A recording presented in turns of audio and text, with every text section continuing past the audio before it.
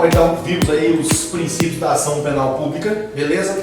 E agora vamos trabalhar os princípios aplicáveis aí, né? Norteadores da ação penal privada, tranquilo? Lembra quando eu falei no início, né? Quando começamos os princípios, que alguns princípios seriam a mesma coisa, tá? Outros seriam o inverso. Então vamos trabalhar aqui, ó. O primeiro princípio igualzinho na ação penal pública. Aqui também é o de procedere, é o de ex officio, ou seja, o juiz não pode iniciar a ação penal privada de ofício. Tá joia? Por quê? Porque quem vai iniciar a ação penal privada, quem tem legitimidade é o próprio ofendido ou seu representante legal. Então, os mesmos comentários. Lá na pública, quem inicia o Ministério Público, aqui na ação penal privada, é o próprio ofendido. Então, bateu, valeu. Observe que aqui, o princípio que eu vou falar para vocês é conveniência e oportunidade. Lá, o segundo princípio que nós estudamos na ação penal pública era o princípio da oficialidade. Ou seja, só o órgão oficial poderia iniciar a ação penal pública, não é isso? Só que a privada, quem é que inicia? É o ofendido não é um órgão. Logo, não existe princípio da oficialidade aqui na ação penal privada. Show de bola? Então, volta, vamos dando sequência. Aqui, ó, lá na ação penal pública, vigorava o princípio da obrigatoriedade. Uma vez tendo justa causa, o MP era obrigado a dar início à ação penal. Aqui é o contrário. Aqui vigora o princípio da oportunidade e da conveniência. Ou seja, se eu, William, fui difamado, tranquilo? Tem justa causa, tem prova de materialidade, tem indício de autoria, tem tudo. O que acontece pelo princípio da oportunidade e da conveniência? Eu inicio se eu quiser. Ou seja, eu vou verificar se é conveniente ou oportuno eu dar início a essa ação penal privada. Então, eu não sou obrigado a iniciar a ação penal privada. Tranquilo? Por isso, oportunidade e conveniência. Ação pública, obrigatoriedade. Então, cuidado, o que o examinador faz? Ele troca. Ele fala que na ação penal pública vigora oportunidade e conveniência. Não, é errado. Na ação penal privada, na pública vigora a obrigatoriedade. Lá na ação penal pública, vigorava o princípio da indisponibilidade. Ou seja, o Ministério Público, né, uma vez iniciada a ação penal, ele não poderia mais dela desistir. Aqui é o inverso. Aqui na ação penal privada vigora o princípio da disponibilidade. Ou seja, aqui nesse caso aqui, uma vez o ofendido iniciando a ação penal privada, lá no meio dela ele pode desistir. A gente vai estudar mais na frente alguns institutos que é possível, por meio do perdão do ofendido, por meio da perempção, né? Então ele pode desistir. Ou seja, a ação penal privada ela é disponível, tá? Diferente da pública, que lá vigorava o que vigora, né? A indisponibilidade. Princípio de transcendência, a ação penal não pode passar da pessoa do acusado, continua a mesma coisa, tá? Do jeitinho nós falamos na pública, também se aplica na privada. Princípio ne bis in idem aqui, ó. Tem uma diferencinha lá da pública. Na pública eu trouxe uma exceção para vocês lá da extraterritorialidade, incondicionada, lá do artigo 7º do Código Penal, beleza? Aqui não existe, por quê? Porque as 4 hipóteses que eu falei para vocês lá de extraterritorialidade incondicionada, todos os crimes que lá previstos são todos crimes de ação penal pública, não existe crime lá de ação penal privada. Logo, aqui fica de forma absoluta. Jamais você vai ser processado por meio de uma ação penal privada 2 vezes pelo mesmo fato. Aqui não tem exceção nenhuma, beleza? Essa é a diferença. E aqui nós não temos aquela discussão, né? Aqui na ação penal privada não tem aquela discussão lá se era divisibilidade ou indivisibilidade o princípio.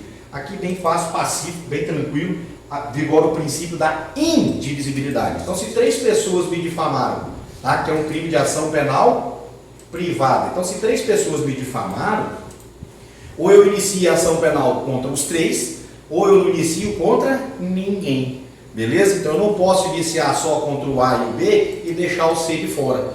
Tá? Eu tenho que iniciar contra todos. Fechou? Tranquilo? Esses são os princípios aí. Muito cuidado só com esse aspecto aí dos princípios que é o inverso, que é o oposto. Beleza? Porque muitas vezes ele vai trocar. Né? Como eu já disse a vocês, por exemplo, disponibilidade. Vai falar que a ação penal pública vigora disponibilidade. Não, na pública vigora a indisponibilidade. Ou ele vai fazer o inverso. Então, bastante atençãozinha nesses princípios aí, né, que são proporção inversa um do outro aí. Fechou? Tranquilidade então? Vamos seguindo aí. Conforme combinado agora há pouco, agora vamos iniciar as espécies de ação penal, né? Vamos começar na pública incondicionada, depois vamos para a pública condicionada, depois vamos para a privada propriamente dita e assim sucessivamente. Tá joia? A ação penal pública incondicionada, como eu disse anteriormente, é a regra no Brasil. Mais de 95% dos crimes são processados por meio de uma ação penal pública incondicionada. E aí eu trouxe aqui para vocês, né, o professor Damásio, que é um dos, né, ícones aí dessa parte criminal aí, que é doutrinador, e ele diz para nós aqui bem simplesinho, ó, o que é essa ação penal pública incondicionada? Ó, ela é uma ação penal pública incondicionada quando o seu exercício não se subordina a qualquer requisito. O que ele quis dizer requisito? Requisito específico, como na pública condicionada, que precisa da representação do ofendido. Beleza? Aqui, ó, não precisa, tá? Bem tranquilo, ó, não é necessária a manifestação de vontade de qualquer pessoa. Se o crime é processado por meio de uma ação penal pública incondicionada, ó, pum, ele vai ter início independentemente da vontade do ofendido. Tá joia? Por isso que ela é incondicionada, não depende de nenhuma condição específica. Agora veja que eu estou batendo com você. Não depende de nenhuma condição específica. Nós vimos lá no começo, lá, já em aulas anteriores, que tem as condições gerais da ação, né? Possibilidade de pedido, legitimidade para agir, beleza? Então cuidado, que é condição específica, essa realmente não precisa. Então pronto, então eu já sei que ela é incondicionada porque não depende de manifestação da vontade do ofendido. Vai tocar o barco direto. Titular dessa ação penal incondicionada, já falamos, se a ação penal é pública, incondicionada, se ela é condicionada, ou seja, se ela é pública, olha o titular dela aqui, ó, é o Ministério Público, beleza? Lá nos termos do dispositivo que eu fiz um comentário anterior com vocês, lá do 129, inciso 1º da Constituição, lá ele fala que o Ministério Público é o titular da ação penal pública. Então, falamos em ação penal pública incondicionada, quem que vai dar início nessa ação penal sempre? Ministério Público. Tem exceção? Não, ele vai entrar sempre aí, beleza? Se a ação penal é pública incondicionada, a parada é ele aí. Tranquilo? Na parte final aqui, o que eu fiz aqui? Caso ele se mantenha inerte, nós vamos falar isso com mais precisão quando estudarmos a ação penal privada subsidiária da pública, que vai ser o caso aqui. Por isso que eu coloquei um salvo aqui para vocês, beleza? Salvo, né, se o crime é de ação penal pública incondicionada e ele se mantém inerte aí, né, com o réu solto durante 15 dias, por exemplo, eu vou poder ajuizar a ação penal privada subsidiária. Mas fique tranquilo que nós vamos falar disso mais na frente um pouquinho, tá joia? Quando falarmos dessa ação penal específica, aí eu vou falar com vocês. Aqui, o que eu quero, mais uma informação que eu quero dar para você aqui, ó. Como que o Ministério Público vai provocar lá o Poder Judiciário para iniciar a ação penal pública incondicionada aqui, ó? Bem tranquilo. Ele tem uma peça acusatória chamada de denúncia. Tá? Então ele oferece denúncia, é o meio pelo qual ele vai iniciar uma ação penal pública incondicionada. Essa ação penal é pouquinha coisa, só isso, bem simples, por isso que a incidência na prova dela é pequena. Tá joia? Não tem muito o que você estudar. É a regra geral, então bem tranquilo. O que você precisa saber daqui, lá para a tua provinha? Que o início dessa ação penal não depende de manifestação de vontade do ofendido, beleza? Que ela é iniciada por meio de uma peça acusatória chamada de denúncia, que a gente vai citar lá na frente, beleza? Que o titular dela é o Ministério Público nos termos 129, inciso 1º. Essa é a base que você precisa levar daqui. Tranquilo? Mas relembrando, né, vamos ver agora a ação penal pública condicionada, que eu falei para vocês que das duas espécies de pública, é realmente a que mais cai na prova, e você vai entender por que é a que mais cai na prova aqui. Então vamos começar aqui bem fácil, bem tranquilo aqui.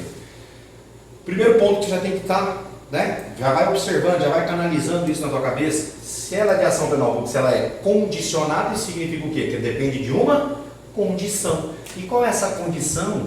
Aqui, ó, condicionada para dar início a essa ação penal. Qual é a condição? Bem fácil. Representação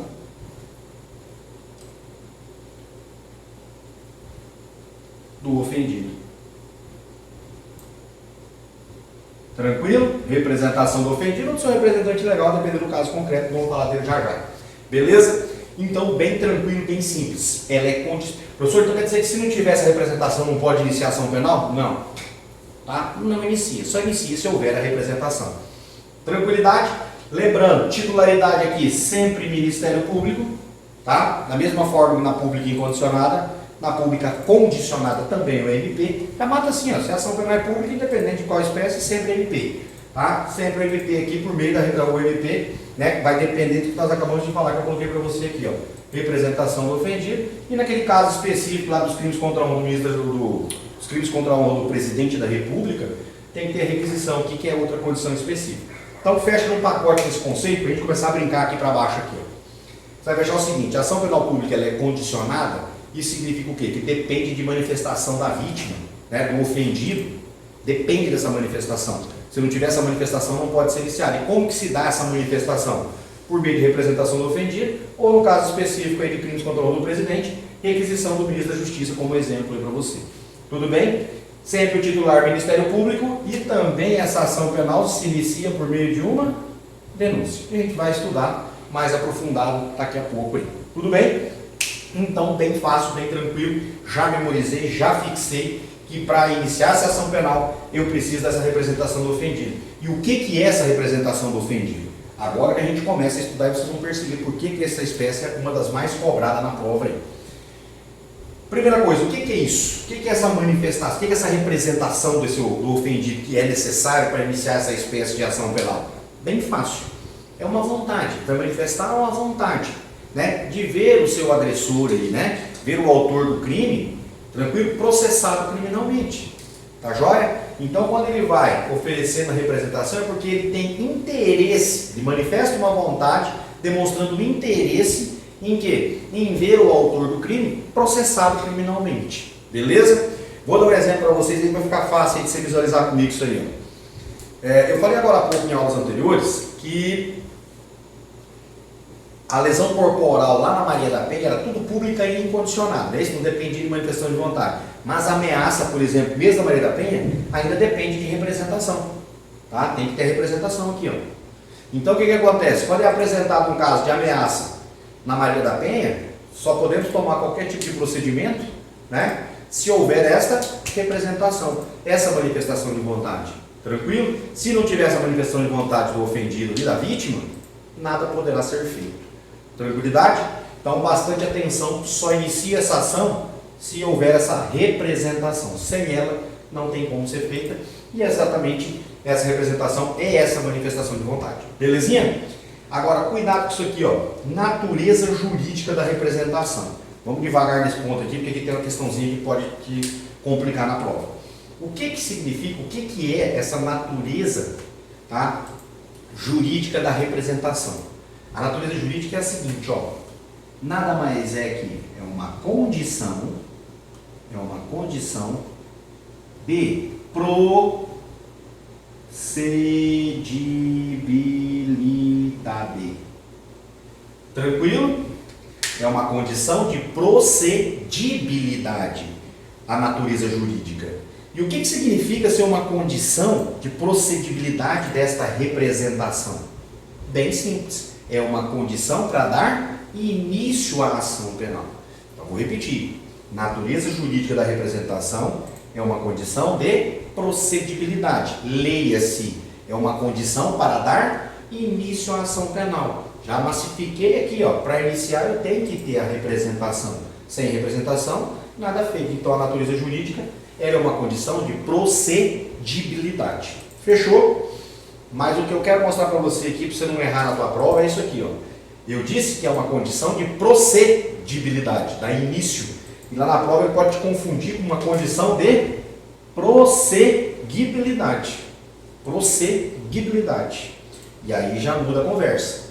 Tá? Veja que aqui procedibilidade de dar início. Prosseguibilidade é do quê?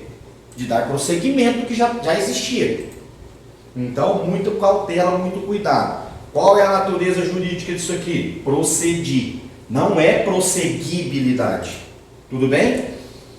Então, não vamos confundir procedibilidade com prosseguir. Agora, eu já vi em provas, na época que eu estudava no meu concurso de delegado de polícia, a gente pesquisava bastante como é que funcionava essas questões aí de aula, e de prova oral e um monte de coisa. E eu acabei achando na internet uma prova oral, não vou recordar agora qual era o cargo, não sei se era delegado, promotor, não lembro o que era. E aí o examinador perguntou para o candidato, olha que agora eu vou aprofundar contigo. Você fazer uma prova que cair, você vai moer nessa bagaça aí. Ele perguntou ao candidato, qual é a natureza jurídica da representação da ação penal pública condicionada? Bem tranquilo. Ele falou, excelência, é uma condição de procedibilidade, ou seja, é uma condição para dar início à ação penal. Perfeito, né? E aí o candidato quis demonstrar um pouco mais de conhecimento e disse assim, o que não pode ser confundido, excelência, com uma condição de prosseguibilidade, que não era de dar início e sim dar prosseguimento. Aí o examinador olhou e falou assim, verdade, já que você tocou no assunto da prosseguibilidade, né? Me cite um exemplo, se caso existiu, né, no Brasil, que a natureza jurídica da representação não foi condição de procedibilidade, sim de prosseguibilidade, né? O candidato tem uma ajeitada dele assim, né, na cadeira, mas tá ali. Vou dar um exemplo aqui que teve uma vez no Brasil, tá? Uma vez no Brasil, que a natureza jurídica aqui, ó, da nossa representação não foi condição de procedir e prosseguir. Bem simplesinho, ó. Vou fazer aqui no cantinho aqui para ficar fácil de você visualizar.